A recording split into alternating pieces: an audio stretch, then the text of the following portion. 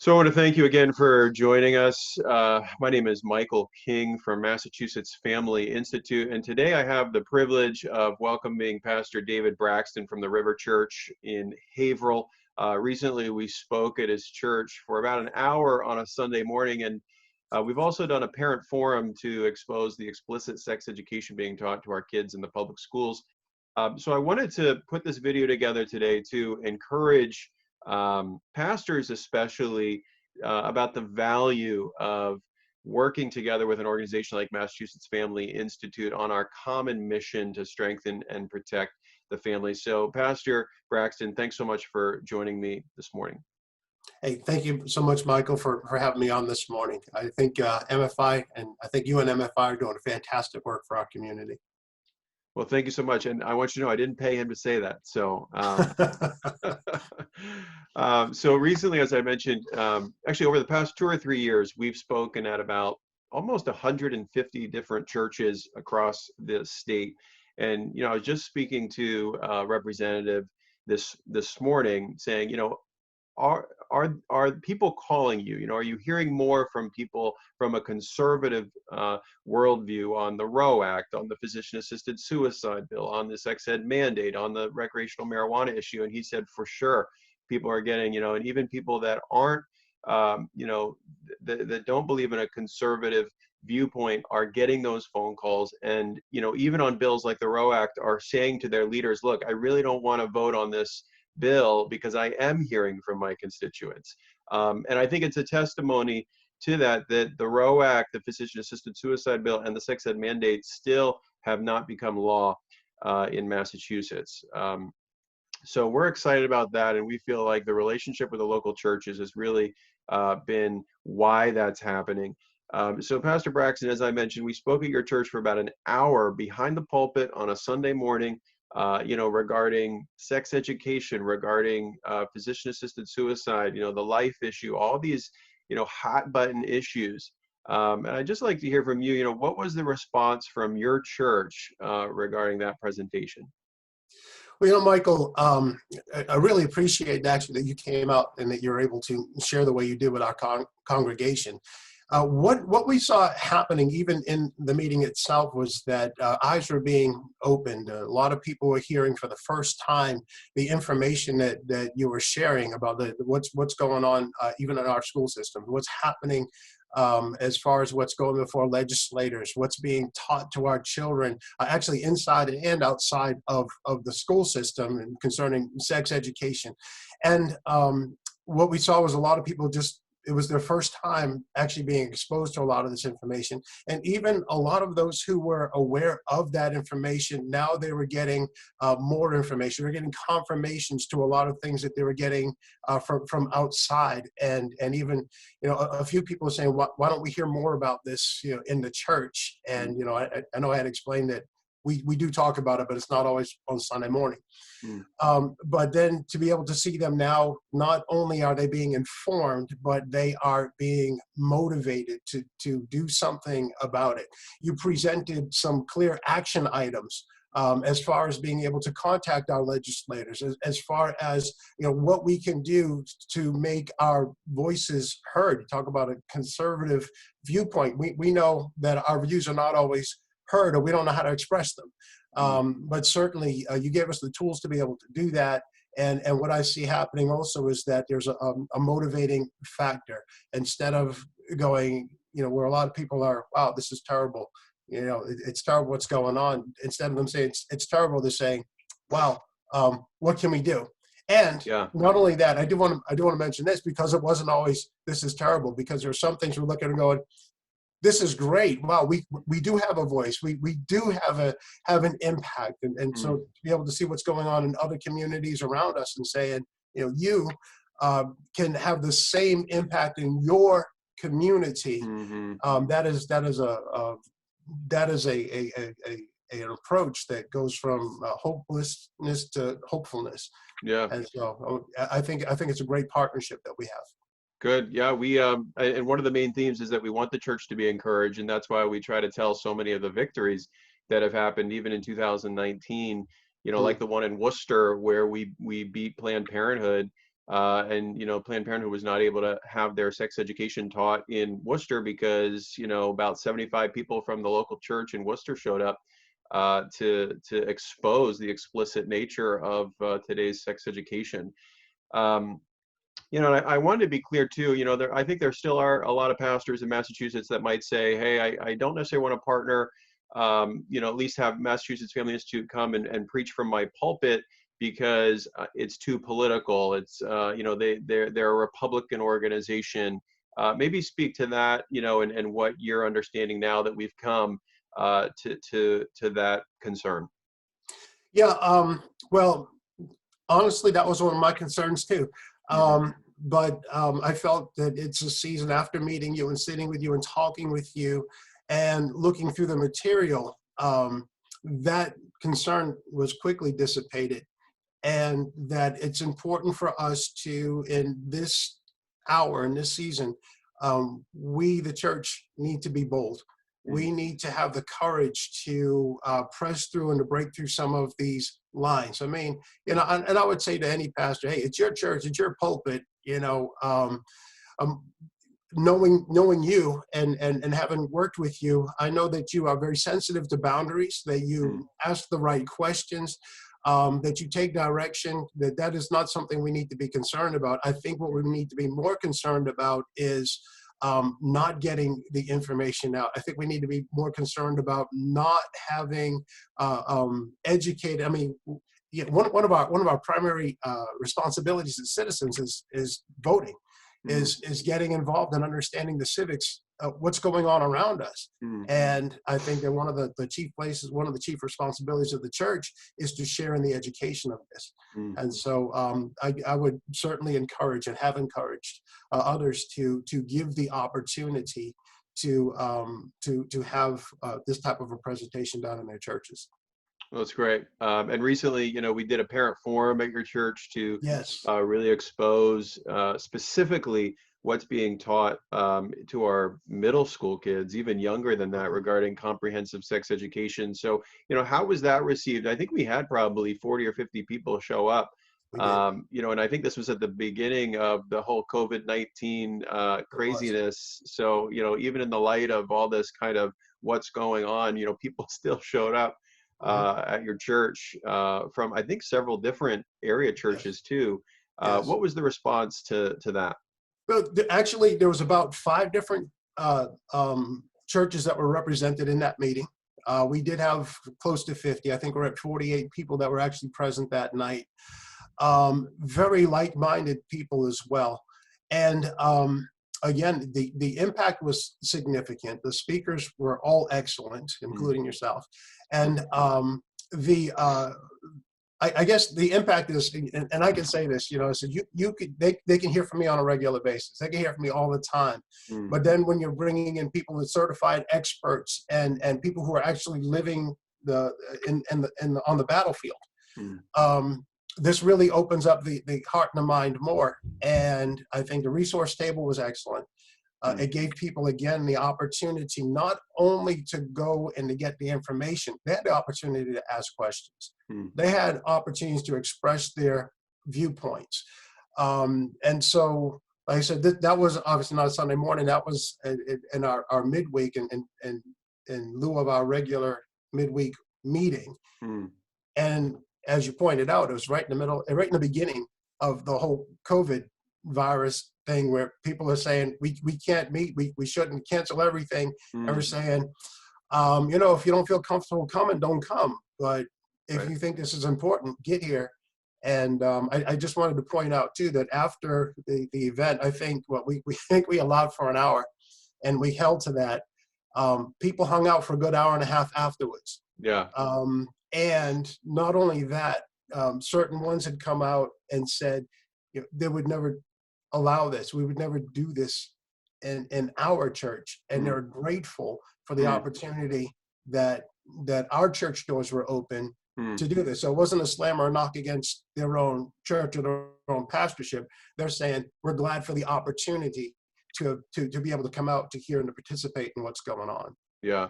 No, that's great. I think about one lady, I think it was on the Sunday morning that I came and spoke at your church, and we were talking about, encouraging parents to go and find out what the sex ed curricula is at their school. And I think it was a lady in the back, and she said Yeah, I she had remember. gone to her principal and waited 3 hours Hmm. that morning until they gave her the curriculum. So it was so encouraging to already see people, moving in that way to protect their minds of their kids.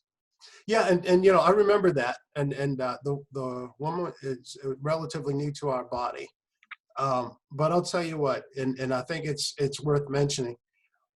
We never her interaction that day revealed the full potential of who she is. We didn't know she had that kind of fire. We didn't know she Mm, had that kind of a fight that was in her.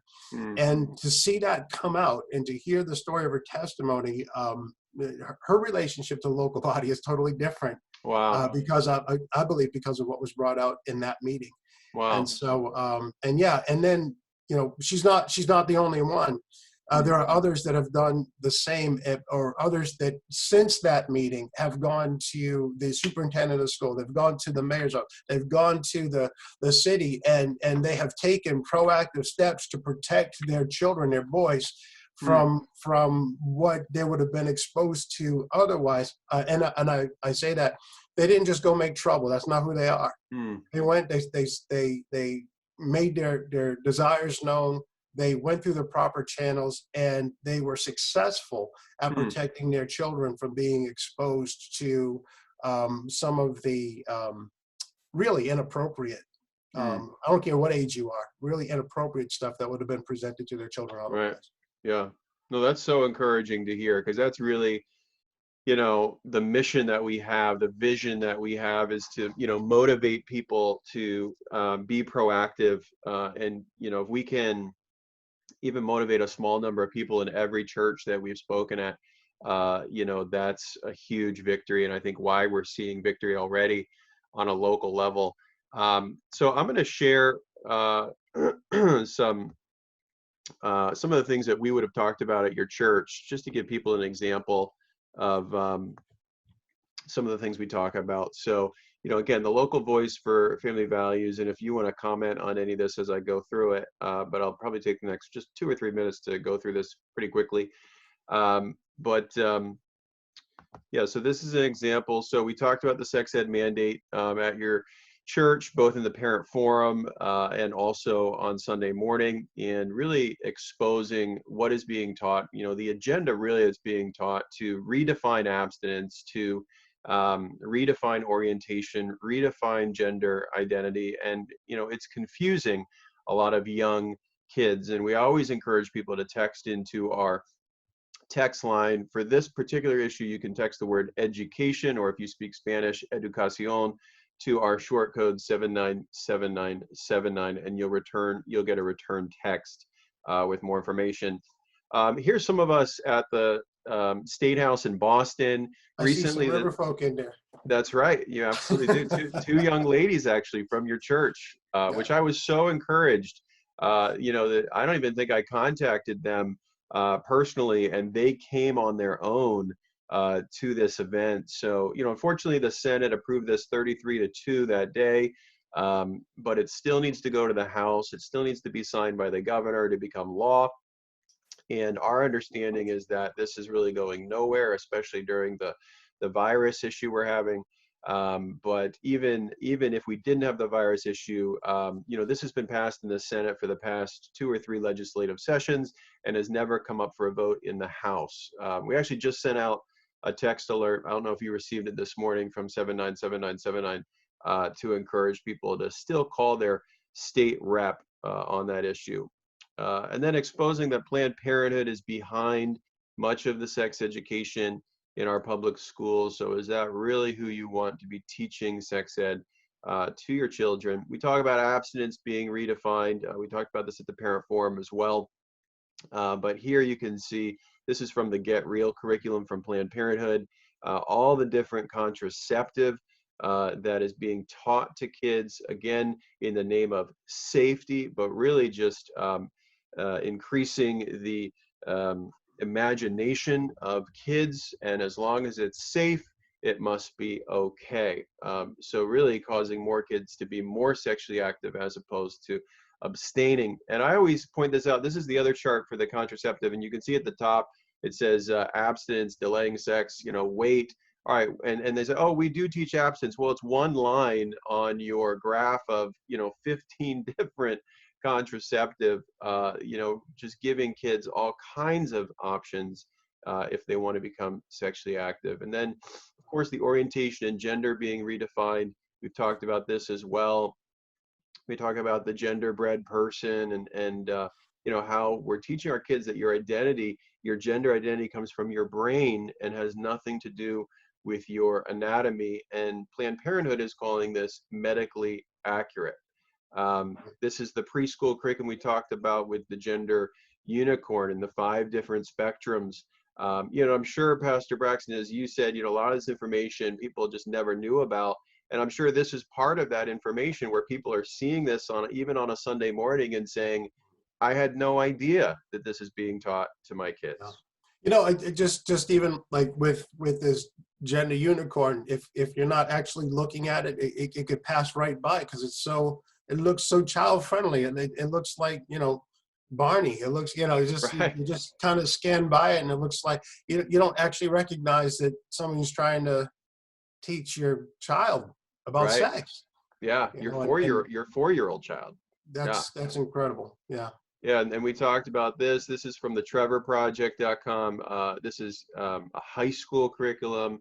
If you read at the top, it says basically choose your identity, your orientation today, but don't feel limited because it's okay to pick something different tomorrow.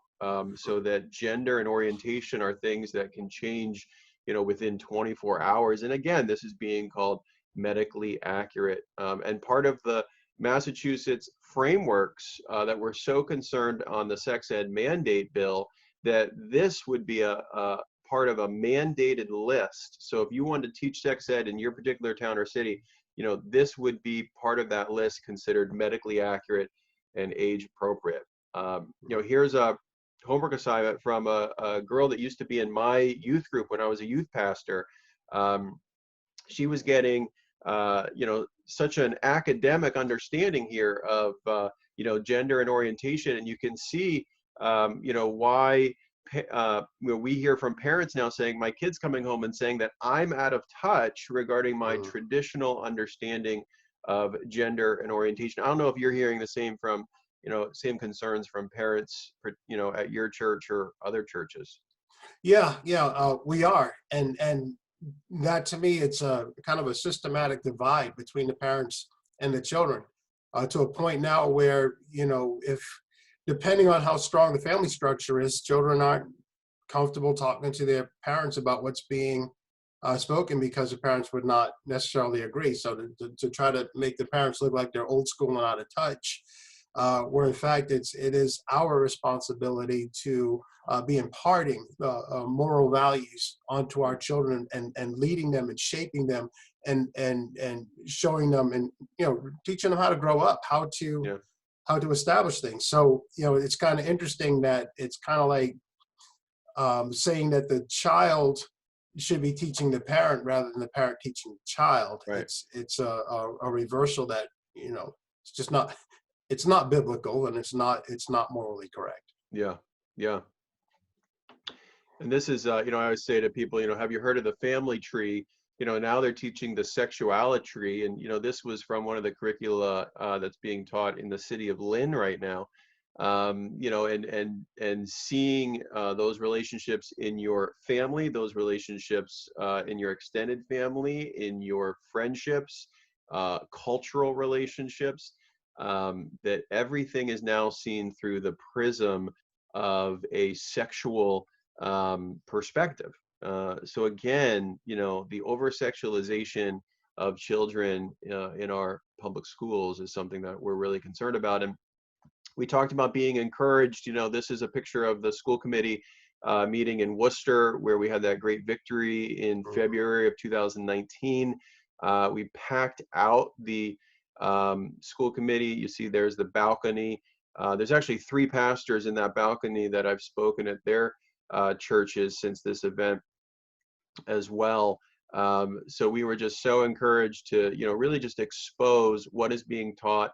And Planned Parenthood still has not been successful in Worcester, which is the 2nd largest city in Massachusetts, and I believe even the 2nd largest city in New England. That 75 people from local churches made that kind of difference in that city.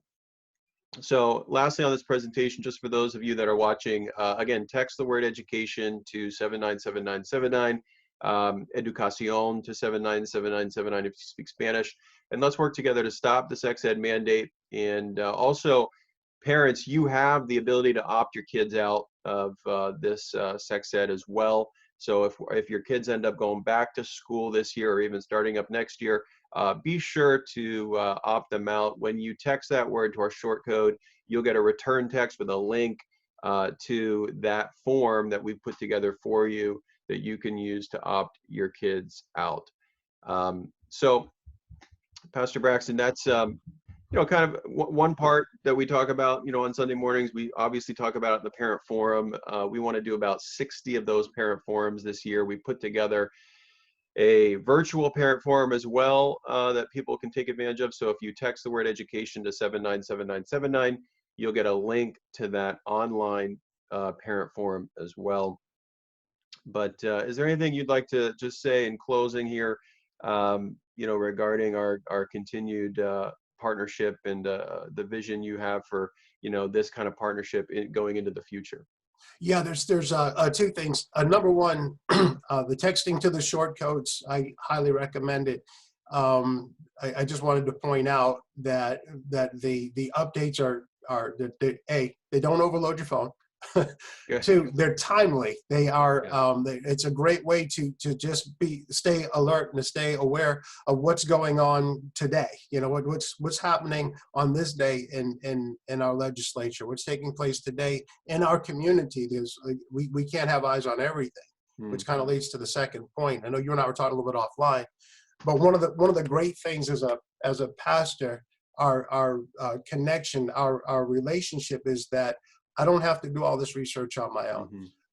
That your organization is giving us the information that we need so that we can we put on the bulletin boards in our churches. We can put things in our bulletins. We can have these intelligent, informed conversations while we're still focusing on every other thing. I know pastors, that's one of the big things with pastors. We can get focused on a number of different things, but we won't lose the important focus on these other things as we are working together. So it's something that our relationship has been great as far as helping me personally with this. I have a very strong interest in it. And then, even to a point where, we actually, in our church, we're building a separate bulletin board just for these issues. Wow. Just to follow through. Even, we're talking about the adopt a legislator. Wow, that's great. So we're actually setting up the boards and everything to do that. So our intercessory prayer teams can stay engaged and informed and working into, well, let's call it the next level, being effective at what we're called to do as the bride of Christ, as the church. What are we called to do all together to make sure we're doing our part? Every joint will supply. Yeah, wow, that's awesome. And that's the first I heard that you have a bulletin board now going up, and I'm so glad to see that, because one of our missions, as you mentioned, is for 200 churches to adopt their legislators, because there are 200 legislators, senators, representatives on a state level in Massachusetts. So to see you guys go to that extent, what we'd love to see is you put up a picture of your state rep, put up a picture of your state senator with their names, and then put our one-page briefs there for people to take, on a Sunday morning, so that every Sunday morning, every Wednesday night, whenever they're coming to the church, they say, oh yeah, that's who my state rep is, that's who my state senator is, and oh yeah, these are the issues that I care about regarding the sanctity of life, religious liberty, parental rights, sex education. So so encouraged to see that you guys are moving in that way, and want to encourage other pastors that might be watching this video to do the same, to set up a bulletin board, real simple, maybe in the lobby area, you know, the pictures of your state senator, your state rep. And if you don't mind, Pastor Braxton, when you get that all set up, if you could just take a picture of that and send it to me, you know, I'd greatly appreciate it. Absolutely, absolutely. And like I said, it's a great partnership. We see your mission, MFI. We see your vision, Mm, and we're grateful to have you and to be partnered up with you. And, you know, it's such actually it's such a it's an answer to prayer because mm, for so long it's like, how can we make this right connection? And it's great to have this resource within our state and within our mm. community. Awesome. Awesome. Well, Pastor Braxton, thanks again for taking the time this morning to put this video together. I hope it's a real encouragement to other pastors, Me too. advocates across the state, you know, that even in this time that, you know, we're bunkered down in our homes, that, you know, we can still be communicating with our representatives and our senators and those that attend our churches and, you know, encourage them to continue in our shared mission to strengthen and protect the family, the sanctity of life, religious liberty, and parental rights in Massachusetts. So again, thank you so much for joining me this morning. All right. Certainly welcome. It's great to be with you. You too.